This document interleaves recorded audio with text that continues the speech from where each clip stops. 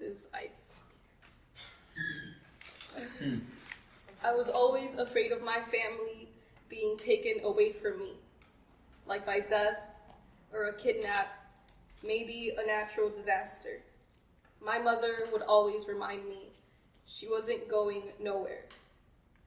But when the news anchor would talk about ice, I wondered why the blizzard only wanted to take people like them. Maybe they thought their skin couldn't handle the wind. Maybe detention centers were only until the storm passed. My uncle doesn't even answer the door now. He says it might be ice.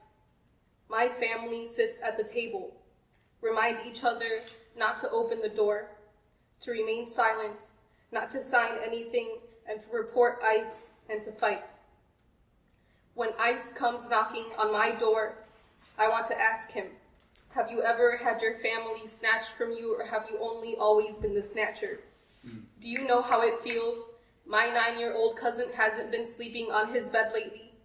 Tells me he wants to make his bones used to cold detention center floors.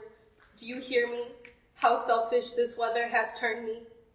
When ice flat Stanley's his way into other immigrant homes instead of mine, and I sleep fine that night. I am tired of apologizing to FAFSA for not having a social security number for my parents. The way it says error, like it wants to apologize to me too. I stare at a frozen screen, nothing I haven't seen before.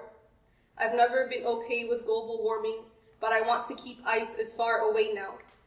When he arrives at the welcome mat of my home, will he remember all these people he calls immigrants built his, that the tacos he ate for lunch that day were made by an alien, that his vegetables were picked by a wetback?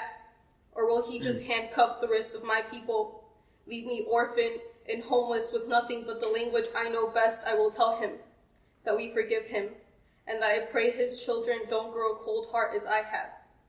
Every night, I count the bodies lying to sleep in my home. I check the weather to see what degree of worried and hidden and praying I will have to be that day. My mother tells me she isn't going nowhere, but the weather is changing, and the meteorologist in the Oval Office has announced the blizzard. Wow.